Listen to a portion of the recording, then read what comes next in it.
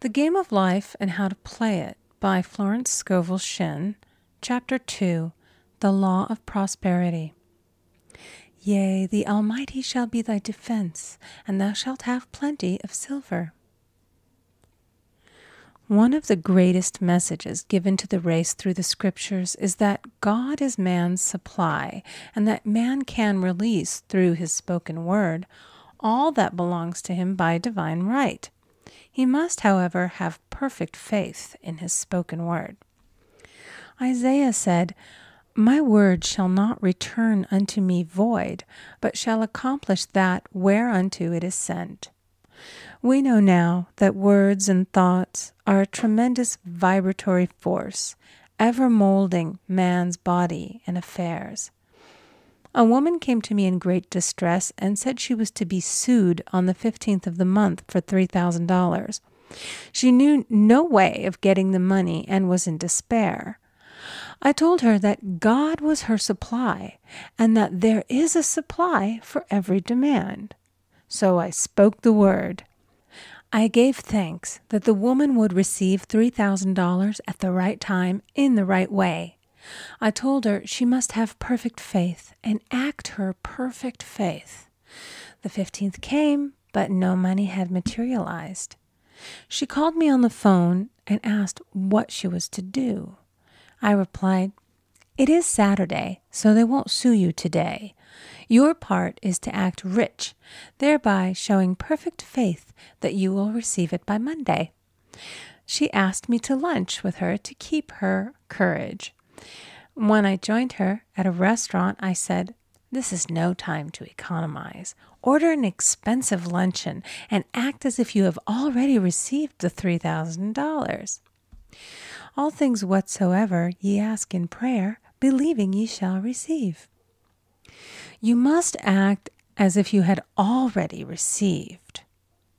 The next morning she called me on the phone and asked me to stay with her during the day. I said, "No, you are divinely protected and God is never too late."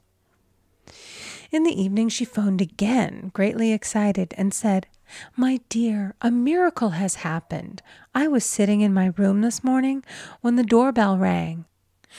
I said to the maid, 'Don't let anyone in.' The maid, however, looked out the window and said, 'It's your cousin with the long white beard.' So I said, 'Call him back. I would like to see him.' And he was just turning the corner when he heard the maid's voice, and he came back. He talked for about an hour, and just as he was leaving, he said, 'Oh, by the way, how are finances?' I told him I needed the money, and he said, 'Why, my dear, I will give you $3,000 the first of the month.' I didn't like to tell him that I was going to be sued. What shall I do? I won't receive it till the first of the month, and I must have it tomorrow. I said, 'I'll keep on treating.' I said, 'Spirit is never too late. I give thanks that she has received the money on the invisible plane and that it manifests on time.' The next morning, her cousin called her up and said, 'Come to my office this morning, and I will give you the money.' That afternoon, she had $3,000 to her credit in the bank and wrote checks as rapidly as her excitement would permit. If one asks for success and prepares for failure, he will get the situation he has prepared for. For example, a man came to me asking me to speak the word that a certain debt would be wiped out. I found he spent his time planning what he would say to the man when he did not pay his bill, therefore neutralizing my words. He should have seen himself paying the debt. We have a wonderful illustration of this in the Bible, relating to the 3 kings who were in the desert, without water for their men and horses. They consulted the prophet Elisha, who gave them this astonishing message. "Thus saith the Lord, ye shall not see wind, neither shall ye see rain, yet make this valley full of ditches." Man must prepare for the thing he has asked for when there isn't the slightest sign of it in sight. For example, a woman found it necessary to look for an apartment during the year when there was a great shortage of apartments in New York. It was considered almost an impossibility, and her friends were sorry for her and said, "Isn't it too bad? You'll have to store your furniture and live in a hotel." She replied, "You needn't feel sorry for me. I'm a Superman, and I'll get an apartment." She spoke the words, "Infinite Spirit, open the way for the right apartment." She knew there was a supply for every demand, and that she was unconditioned, working on the spiritual plane, and that one with God is a majority. She had contemplated buying new blankets when the tempter, the adverse thought or reasoning mind, suggested, "Don't buy the blankets. Perhaps, after all, you won't get an apartment and you will have no use for them." Promptly she replied to herself, "I'll dig my ditches by buying the blankets." So she prepared for the apartment, acted as though she already had it. She found one in a miraculous way, and it was given to her although there were over 200 other applicants. The blankets showed active faith. It is needless to say that the ditches dug by the 3 kings in the desert were filled to overflowing. Read 2 Kings. Getting into the spiritual swing of things is no easy matter for the average person. The adverse thoughts of doubt and fear surge from the subconscious. They are the army of the aliens, which must be put to flight. This explains why it is so often darkest before the dawn. A big demonstration is usually preceded by tormenting thoughts. Having made a statement of high spiritual truth, one challenges the old beliefs in the subconscious, and error is exposed to be put out. This is the time when one must make his affirmations of truth repeatedly and rejoice and give thanks that he has already received. "Before ye call, I shall answer." This means that every good and perfect gift is already man's, awaiting his recognition. Man can only receive what he sees himself receiving. The children of Israel were told that they could have all the land they could see. This is true of every man. He has only the land within his own mental vision. Every great work, every big accomplishment has been brought into manifestation through holding to the vision. And often, just before the big achievement, comes apparent failure and discouragement. The children of Israel, when they reached the promised land, were afraid to go in, for they said it was filled with giants who made them feel like grasshoppers. "And there we saw the giants, and we were in our own sight as grasshoppers." This is almost every man's experience. However, the one who knows spiritual law is undisturbed by appearance and rejoices while he is yet in captivity. That is, he holds to his vision and gives thanks that the end is accomplished.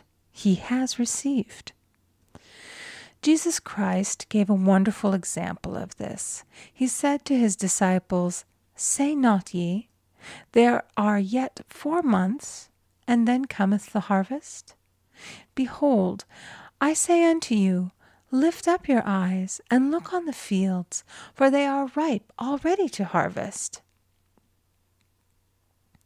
His clear vision pierced the world of matter, and he saw clearly the 4th-dimensional world, things as they really are, perfect and complete in divine mind. So man must ever hold the vision of his journey's end and demand the manifestation of that which he has already received. It may be his perfect health, love, supply, self-expression, home, or friends. They are all finished and perfect ideas registered in divine mind, man's own superconscious mind, and must come through him, not to him.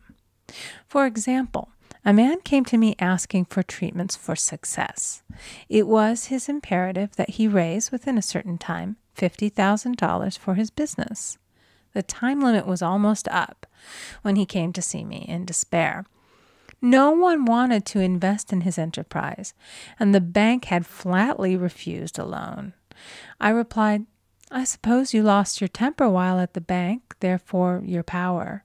You can control any situation if you first control yourself." "Go back to the bank," I added, "and I will treat." My treatment was, "You are identified in love with the spirit of everyone connected with the bank. Let the divine idea come out of this situation." He replied, "Woman, you are talking about an impossibility. Tomorrow is Saturday. The bank closes at 12, and my train won't get me there until 10, and the time limit is up tomorrow, and anyway, they won't do it. It's too late." I replied, "God doesn't need any time and is never too late.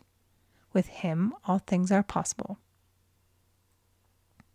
I added, "I don't know anything about business, but I know all about God."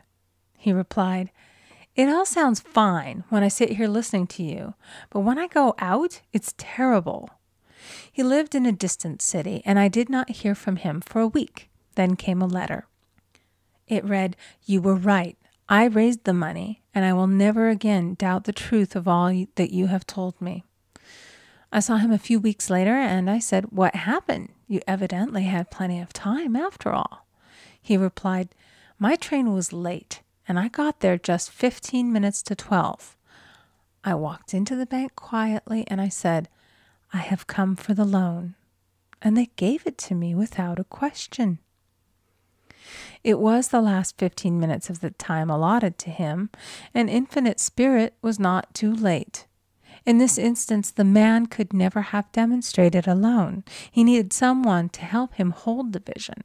This is what one man can do for another. Jesus Christ knew the truth of this when he said, "If two of you shall agree on earth as touching anything that they shall ask, it shall be done for them of my Father which is in heaven."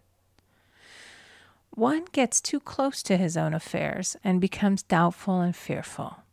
The friend or healer sees clearly the success, health, or prosperity and never wavers because he is not close to the situation. It is much easier to demonstrate for someone else than for oneself, so a person should not hesitate to ask for help if he feels himself wavering. A keen observer of life once said, "No man can fail if some one person sees him successful." Such is the power of the vision, and many a great man has owed his success to a wife or a sister or a friend who believed in him and held without wavering to the perfect pattern. End of chapter 2. Recording by Amy Conger.